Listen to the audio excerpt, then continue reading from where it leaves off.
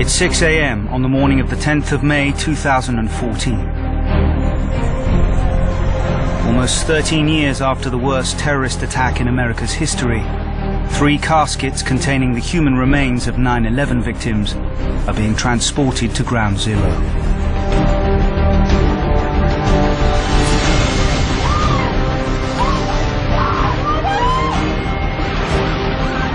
Over 2,700 people lost their lives here on the 11th of September 2001. Most of the bodies were reduced to unrecognizable fragments. In the aftermath of the attacks, America's largest forensic investigation began. We found, an arm over here, a leg over there, just pieces.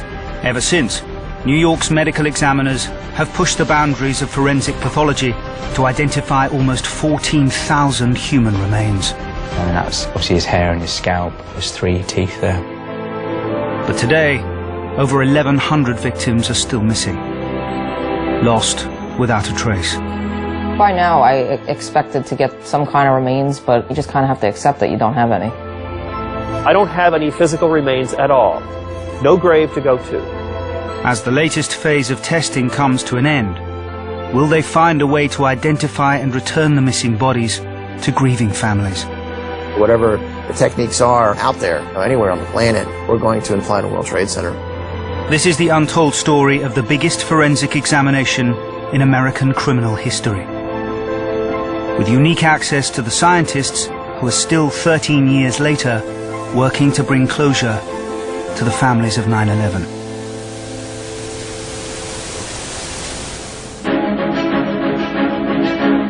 New York, the office of the Chief Medical Examiner, home to the city's crime scene investigators. The Office of Chief Medical Examiner is responsible for determining the cause of death of anyone who dies within the city of New York. And this could be suspicious death, such as a homicide. It could be someone who just dies in the street. They investigate over 5,000 deaths every year. Today, their forensic biology lab is run by Dr. Mark Desire. We've got one of the best crime labs, most advanced crime labs in the world. Their caseload is huge and varied.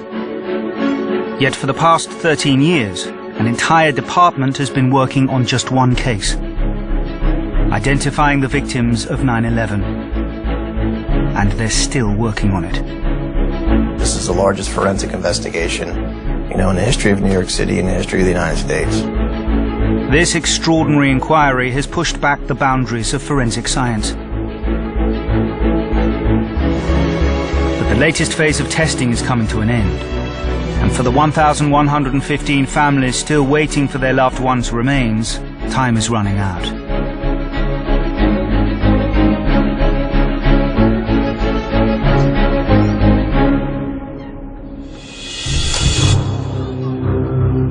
At 8:50 on the morning of 11th of September 2001, the team at New York's medical examiner's office was sitting down to their regular weekly meeting. We had a knock on the door, and one of my staff members wanted to know if he could go downtown with the medical examiners to help set up a temporary morgue because a small plane had hit one of the World Trade Center buildings and there was fire. Over in the crime lab, staff rushed to the windows. The Twin Towers were clearly visible 5 miles away. And then the North Tower was on fire. Smoke was coming out of the North Tower. And as we were watching, we saw the second plane hit right in front of us. Our team leader came bursting in and said, "We gotta go." Mark raced to the scene. It was clear there were going to be fatalities. Both towers were still standing when he arrived just before 10 a.m. We were going to set a temporary morgue across the street from the South Tower, and it hadn't been 3 seconds after Dr. Hirsch had given us instructions, and he had sort of turned around to look at the South Tower, and that's when the South Tower cracked.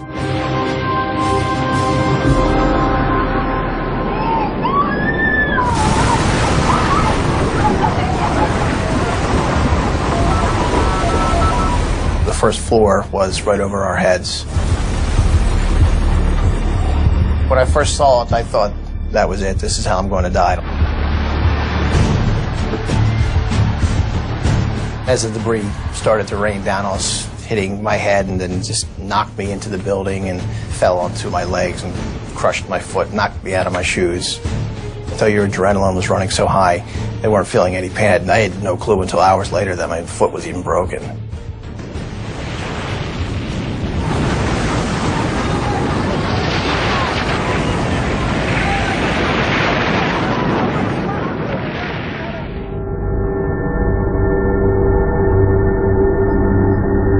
The Twin Towers collapsed, scattering millions of tons of rubble across 16 acres, burying victims under piles of dust and debris.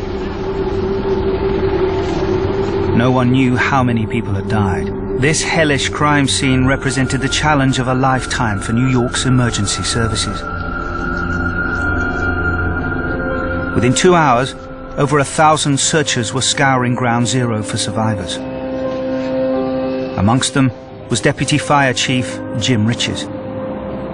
He was desperate to find one man in particular, his firefighter son, Jimmy. I came home that night and I told my wife, I said, there are people, they are going to find people. I'm almost certain. There's a lot of voids around. People are probably trapped and breathing there. We'll get to them. We're listening for them. And just never happened. Only 18 people were ever recovered alive from Ground Zero. The search and rescue mission quickly became a hunt for the dead. But rescuers found few whole bodies. We found arms, legs, people cut in half. We found one of my son's friends. Bottom half was there. I looked in his wallet and we saw his name and put the wallet back in, so hopefully they can identify him and let the family have an identification. We never found the top half. Victims had been torn apart and crushed by the collapsing towers. In the first 6 weeks, over 8,000 separate body parts were recovered from Ground Zero. The rapidly rising numbers of remains were taken to 16 refrigerated trailers, where scientists started examining them. We had the range of sizes from something incredibly small, less than an inch long, to something which was a partial body, a torso or a head or a hand or a leg. Eventually, Jim Riches found his son Jimmy. Parts of his body lay 60 feet down, buried under tons of wreckage. His helmet was crushed like a pancake, flat. And my son's body was in about 20 pieces. And we put them all together and we wrapped his body in an American flag on a stretcher. We walked up the pit, the ramp. It's probably about 200 yards long to walk up out of there. There were probably about 1,000 firemen on each side, lined up, saluting. I called my wife and I said, we found him. He's coming home. And it was good. I was glad to bury him. And I felt I had done my job. But less than 10% of victims could be identified visually. Many of the fragments coming into the medical examiner's office were unrecognizable. The task seemed overwhelming. Most of the work we did was bloodstain work, or saliva. I mean, not that we hadn't analyzed body parts, we certainly had, but not on this scale. 6 weeks after the attacks, just 500 people had been identified, mostly through fingerprints and dental records. Over 2,000 grieving families still had nothing. The pressure was on.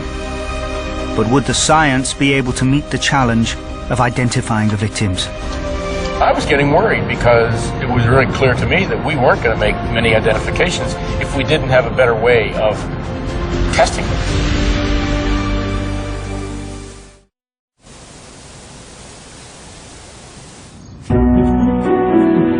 On the 11th of September 2001, Matt Campbell's brother Jeff was attending a conference at the World Trade Center. Jeff was a year and a couple of weeks younger than me. From an early age he was doing well academically at school. He was bright, very intellectual chap, but very sociable. Jeff was a 31-year-old risk consultant for Reuters, building a life for himself in New York with fiancée Caroline.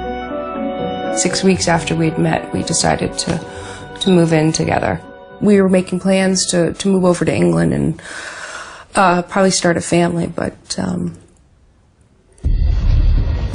4 days after the attacks, the Campbells flew to New York. They scoured the city's hospitals with Caroline, hoping to find Jeff alive. You know, going through my mind, I still kept thinking that there's a chance that he could be alive. You create fantasies in your head that, you know, maybe he's in a hospital in a coma and no one has identified him yet. You know, someone like him, who had such a nice, larger-than-life personality, it just didn't make sense that he was not on this planet anymore. But when the family visited Ground Zero, a terrible truth became clear. That is the photo at the Crime Echo. I mean, that's me, that's my wife, Mel, that's Caroline, and that's my mum there. You looked up and you just knew there was absolutely no chance. Yeah, just to sort of see nothing left was shocking, you know. Plus the fact that obviously Jeff is 100% dead, there's no way he'd survived. Jeff's remains lay among tons of debris still strewn across Ground Zero. And so the Campbells returned home with nothing. But engineers with heavy hauling equipment were already starting to shift the rubble. On September the 12th, the decision had been made to move all the wreckage to a huge garbage dump 23 miles away on Staten Island, with the unfortunate name of Fresh Kills. Here they could carefully sort the debris to reveal the human remains. Dennis Diggins helped oversee the mammoth move. It was overwhelming in the beginning. We immediately put about 1,500 people from the sanitation at Ground Zero to assist in moving material. Debris was loaded onto trucks at Ground Zero, transferred to barges and shipped across Hudson Bay to Fresh Kills. It took 10 months to move all 1.8 million tons. We were going to make sure that everything came in here was searched. It was just not even an option to us that we would leave material that wasn't searched. Over 1,000 people worked round the clock, sifting through the grey debris for the smallest pieces of human remains. We knew the importance of it. We knew what it meant to families. Everything was searched down to a quarter of an inch. When the sifting operation at Fresh Kills ended on July the 26th, 2002, workers had recovered 4,257 body parts. These, along with approximately 19,000 found at Ground Zero, were taken to the medical examiner to be identified. After his dramatic escape on 9/11, Mark Desire went on to lead the forensic team. Quickest way to identify an individual is visually through a photo. And then fingerprints and dental records are also very quick. Tattoos, scars, any identifying body marks. But most 9/11 remains were too small or damaged. And for the forensic scientists, there was another almost overwhelming challenge. The way the buildings fell, it became absolutely possible that there was going to be commingling of remains. One person dying on top of another person, decomposing, their tissues melting together, if you will. The team's greatest hope lay with DNA. DNA testing is accurate, but takes longer to get results. DNA is usually the fallback, and it has been traditionally. When no other method will work, use DNA because it's the longest, the most tedious, takes the most time. In 7 months, the team had been able to identify 968 victims and return the body parts to their families. But it was impossible to keep up the pace. I realized that the samples that coming into the laboratory were beginning to become badly decomposed because we had rubble that was hot and was moist because they were spraying it with water. And so this is a perfect place for biological material to decompose. All of the things that destroy DNA were present at Ground Zero. and these include fire, heat, sunlight, water, insects, mold, bacteria, chemicals such as jet fuel, diesel fuel. Crime scene investigators usually extract DNA from hair, nails, skin or blood. But remains from Ground Zero often had no DNA left. Only one type of human tissue could be relied on to still preserve DNA: bone. This has been the focus of the inquiry ever since. This is the start of the DNA process for World Trade Center identification. This is the bone grinding room. This is where we're going to take remains and pulverize them into a very fine powder. This is the first step, and it's a very important step. The finer the powder we can pulverize the remains into, the more access to the cells we're going to have. Bone material is some of the hardest of the biological materials to extract DNA from. Initially, scientists used a pestle and mortar to grind samples of human bone into powder. Chemicals then broke down the cells until only strands of DNA were left. In these strands, scientists could identify a DNA profile unique to that person. But how were they to match these profiles to the victims? The profile itself is pretty much worthless unless you have something to compare it to, and that's where the real power of DNA profiling comes in, being able to compare it to a data bank of reference samples and making matches. The team needed to build up a database of victims' DNA. They asked families to come forward to provide samples, intimate personal items belonging to their loved ones. We had razor blades, we had underwear, we had Kleenex, we had electric razors, anything and everything that might have biological material on it. The most useful were toothbrushes.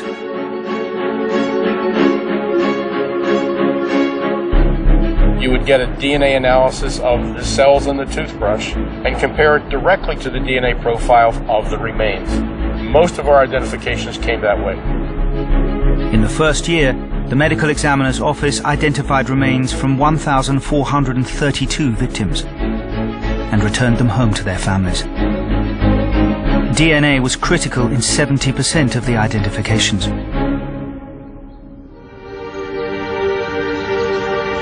Amongst the remains sent back to families in 2002 was a single piece of collarbone that belonged to Jeff Campbell. It arrived on Maureen's birthday. It actually gave me a bit of, not peace, but to think, yes, you know, Jeff is still around, as it were. He's remembered me on my birthday.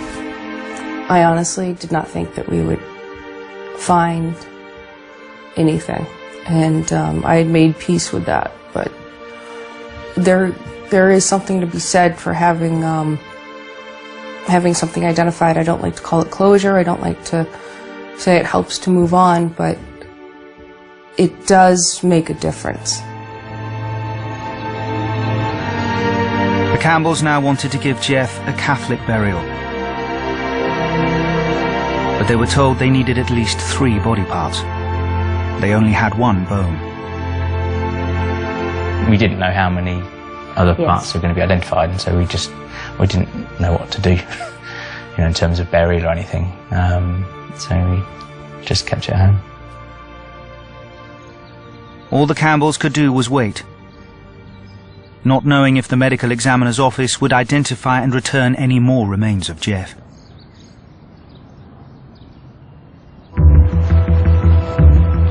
By October 2002, the families of over 1,300 victims were still waiting in the desperate hope that any clues, any remains, might help bring closure. Jacqueline Fanning's father, Fire Chief Jack Fanning, was last seen in the lobby of the South Tower, setting up a command center to coordinate the evacuation. Knowing that there were people alive in that building, he would never have left. That didn't surprise me at all.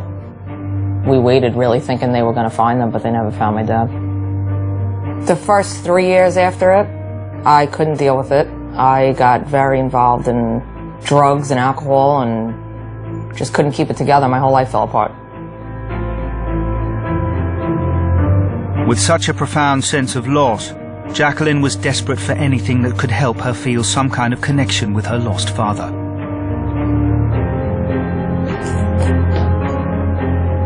This is my dad's helmet that was found at the site at Ground Zero.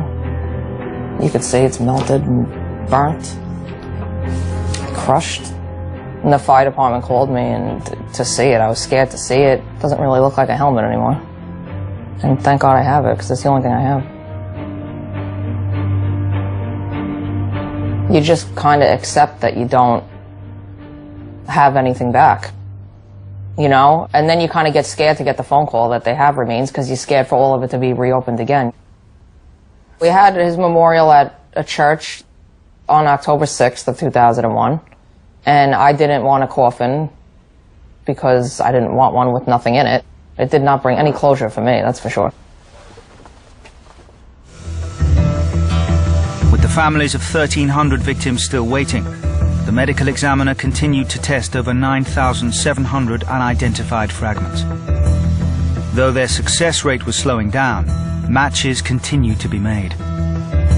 But by this stage, many were repeat identifications.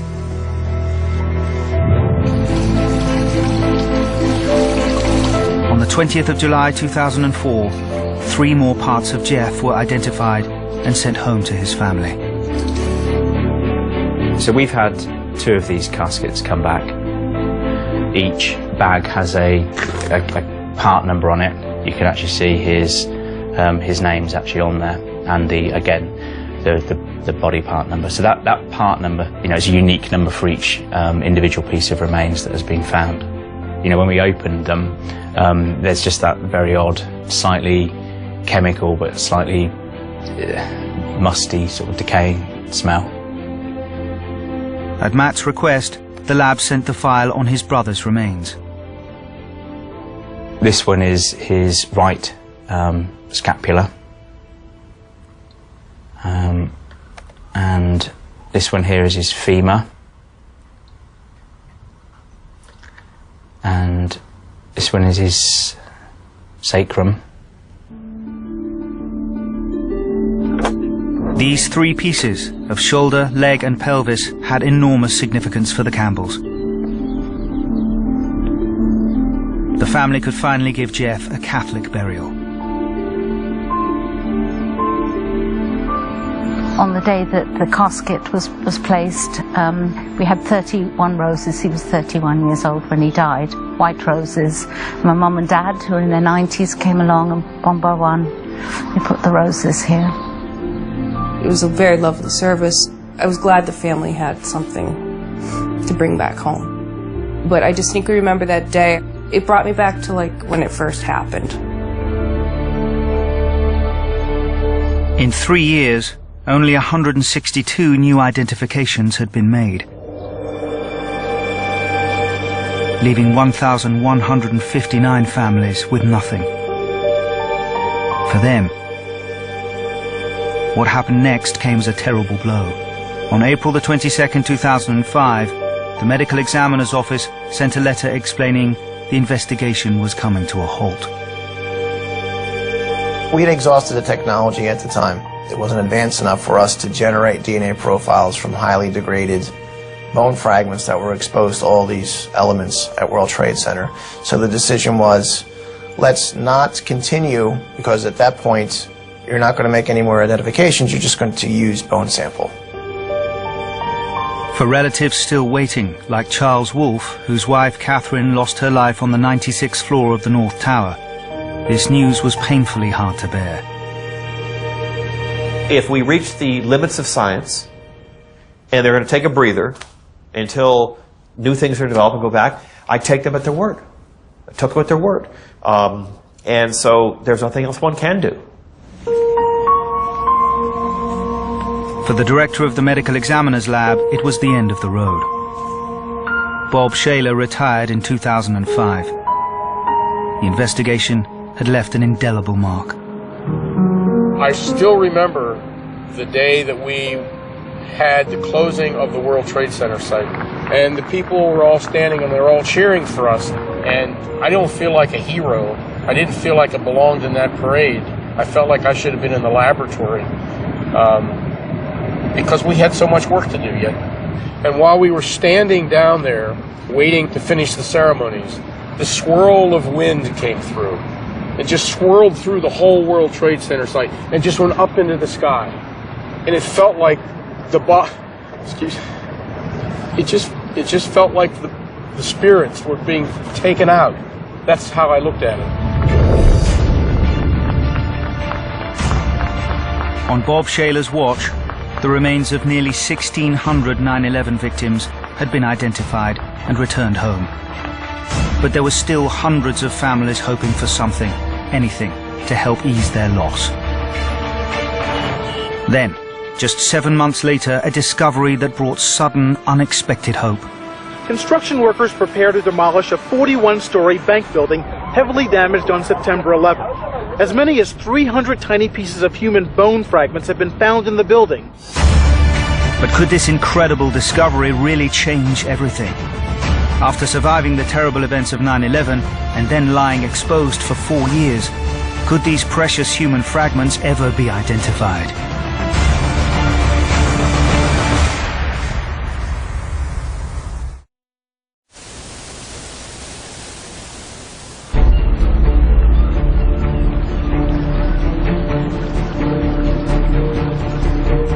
In spring 2005, the mission to identify the human remains recovered from Ground Zero had ground to a halt. Forensic scientists had exhausted current technology. But New York could not wait. Reconstruction of the World Trade Center site was ready to begin. Then, in September 2005, construction workers clearing the roof of the condemned Deutsche Bank made a remarkable discovery. Mixed in with the gravel appeared to be fragments of bone. I went up on the rooftop. I was able to confirm that indeed they were bone fragments, and they, although small, looked like there was a good potential that they were human. Brad and his team painstakingly sifted and collected every scrap. In 6 months, they found 783 body parts at the site. So this is the location of the Deutsche Bank here. Here is the footprint of the North Tower, South Tower, and Deutsche Bank is right here. So this is where there was that discovery of the bone fragments on the rooftop. The Deutsche Bank was 400 feet from the Twin Towers. So how had these remains got there? We went back and we analyzed the film of the planes hitting the building, and you can see the fireball.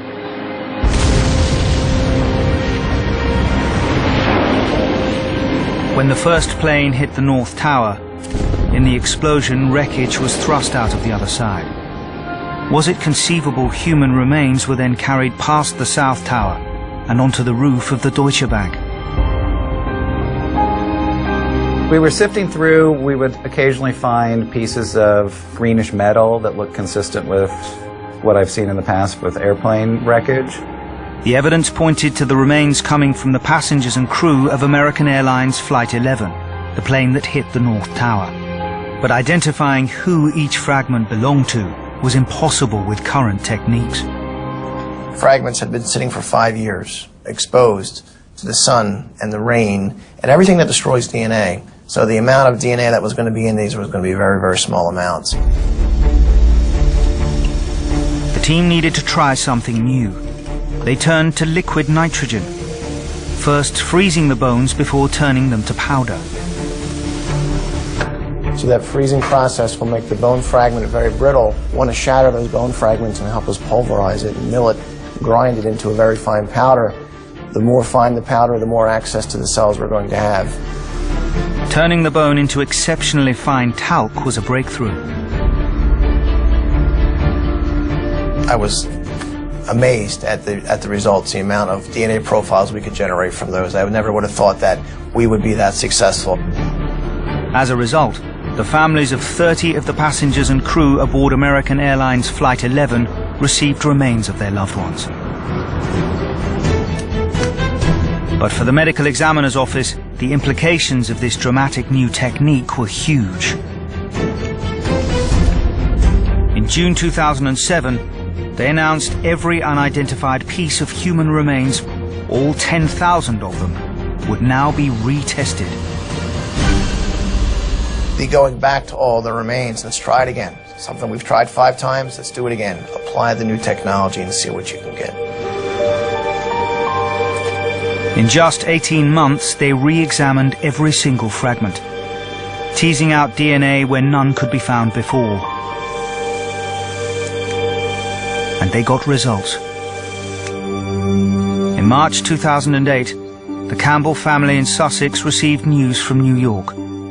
Another part of Jeff would be coming home. This one sort of threw us a bit because it wasn't a bone fragment. It was his hair and scalp and other bits of soft tissue and stuff.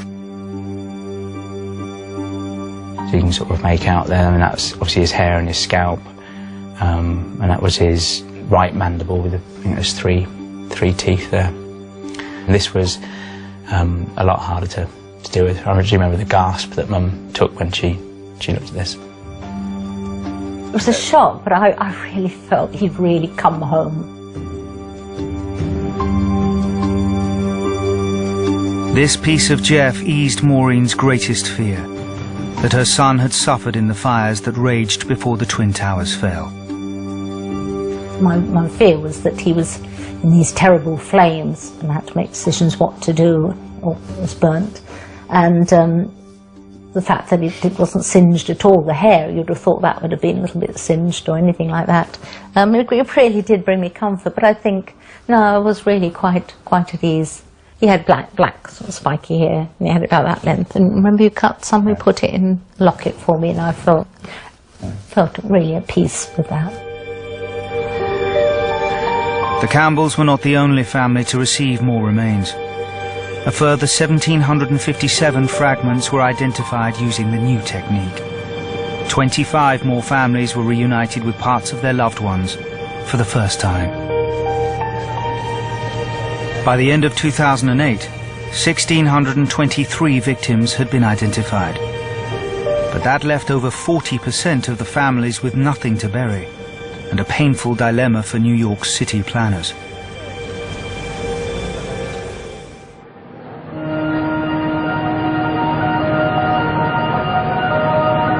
Over the years, fierce debate raged over what to build on the desolate site at Ground Zero. In the summer of 2006, construction began on a memorial plaza and museum complex designed to honor all those who had lost their lives here. At the same time, another controversial decision was made by the City of New York, that all the unidentified remains would be transferred in May 2014 to an underground repository next to the new museum. This was greeted with horror by some of the families. Michael Burke is still waiting for the remains of his firefighter brother, Billy. Remains are supposed to be treated with a sort of sacredness and reverence. To have a gift shop here and then down the hall, Billy Burke's remains, it's just strange. This is the only place we have. Nothing left, Scott, as of right now, that we know of. When you're going to put human remains 70 feet below ground zero, what were you thinking about? This is not something you gawk at. These are people, human people, who died on 9/11. Those remains belong in the medical examiner's office until they find out who they are. But 13 years on, with the latest testing coming to an end, can there really still be hope for the families who have nothing? In the medical examiner's lab, time is running out and the pressure is on. But they're not giving up. The amounts we're working with are very small at this point. These are all samples that we've attempted multiple times. A third phase of testing began in 2013 with a newly refined DNA extraction process. Incubation, where samples are heated and cooled over many hours, is producing results where other methods failed. We've learned that the longer it incubates, the better the DNA yield. This isn't something that can be done in a day. It does take, several days to complete the step. This has been a big step for us. To work with samples in the past gave us zero chance for generating a profile. It's a slow and painstaking process, But in July 2013, 4 new victims were identified. My family, for my parents, for my brother, for his wife and his son, I take it as a sign that he's okay. But new identifications have become rare, and so far in 2014 there have been none. And by the end of the year, all 8,000 unidentified remains will have been tested using the latest techniques.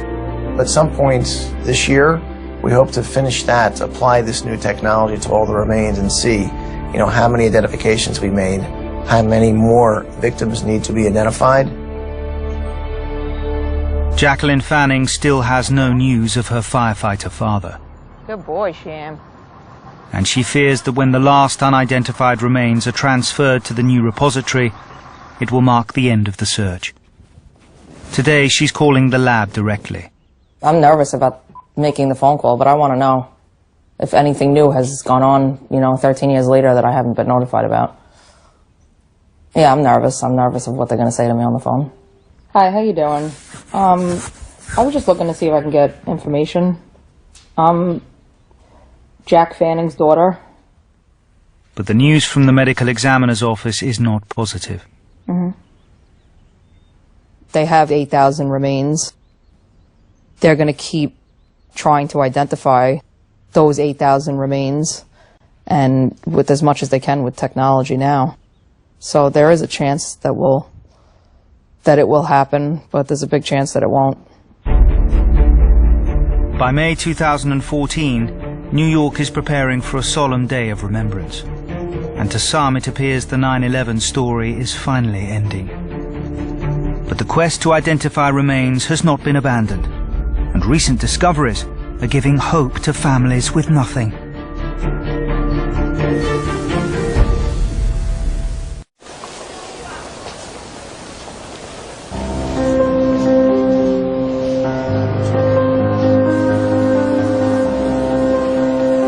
Today, the physical scar of Ground Zero has healed, with a new 9/11 memorial and museum built on the site.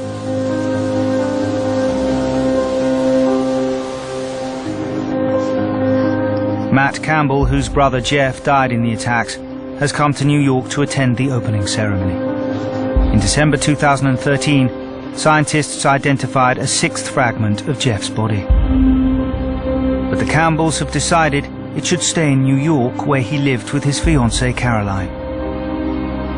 Once we found out that his remains were going to be moved to the museum as a permanent resting place, we made the decision to keep his remains here and not repatriate them back to the UK.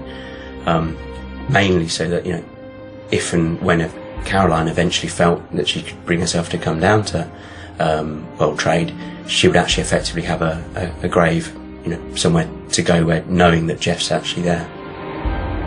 Jeff's family explained to me that, they're going to leave part of his remains here. It is a comfort to know that part of him is still here in New York, I guess. But Jeff's brother, Matt, still has many questions about the investigation. Can I go to 30th and 1st, please? And while he's here, he wants to get some answers. We had a bone identified last year. Why has it taken until 2013 to identify Jeff from that bone fragment? Seems a long time. It is a long time. Today he's heading to the medical examiner's office for a private meeting with them.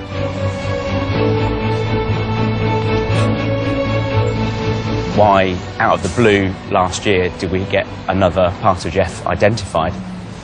And they said that was something to do with a change of techniques. This is the 3rd sort of tranche or cycle they've been through sampling. So more of Jeff's remains may yet be identified. The majority of people identified, it's more common that they've had multiple remains rather than just 1 or 2, which obviously surprised me.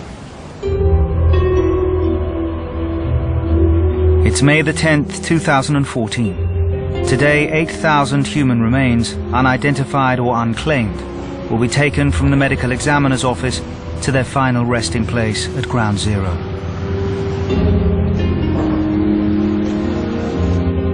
They include part of Jeff Campbell's upper arm. I mean, I know that Jeff has been identified and we've not claimed him. He's going to be there in that final funeral procession, and then his remains are going to be placed, in the repository forever. For me, it's the final resting place for Jeff.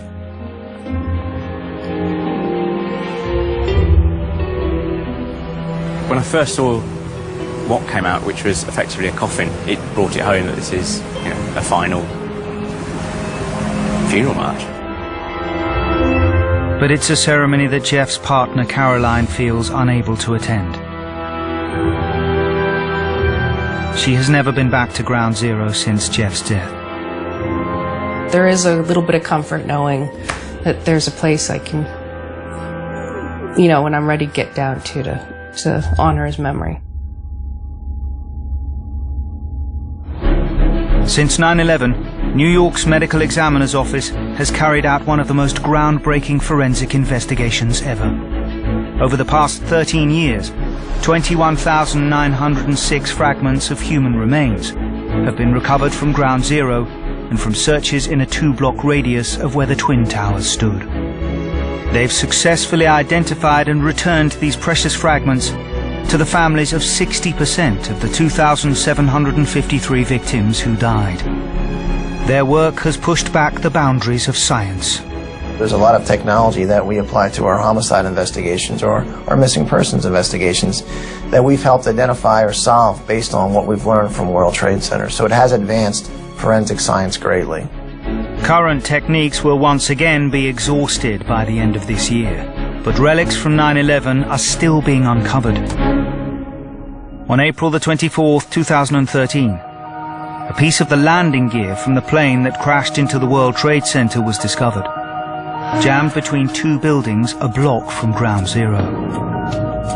I just saw a piece of mechanical equipment, wreckage. After it sunk in, I realized it was actually like a piece of a murder weapon. How many other parts are around here? They thought maybe there was, pieces of DNA evidence, like pieces of bones and everything. The Medical Examiner's Office is hoping to excavate new areas on the edge of Ground Zero and continue testing if new techniques are developed. This team is committed, as committed today as it was in 2001, to making these identifications, and we will do that. Continue to advance the systems and see if we reach a point where we can go back and start generating DNA profiles on remains that we haven't been successful with.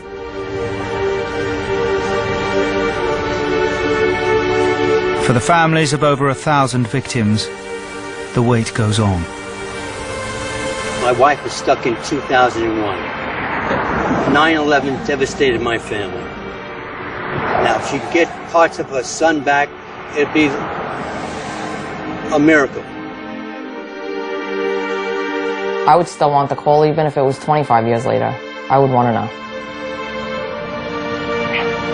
It would be kind of interesting to find out if they called me up and said, we got something. It would be a rush of emotion, I imagine. But really, what they did that day.